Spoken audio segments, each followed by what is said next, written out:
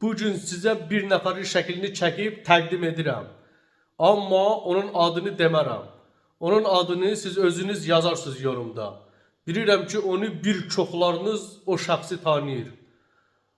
O insan həm məndən dostdur, həm də ki, uşaqlıq dostumdur mənim. Biz qardaş kimiyik. Mən onun ailəsinə də bələdəm, çox tərbiyəli, qalacaqlı ailədən o boya başa çatıb. Düzdür, hər kəsin düşməni var, bizim hər birimizin düşməni var, o məlum məsələdir. Bir nəfər qabağa gedəndə, onun arxasıcan daş atanlar çox olar.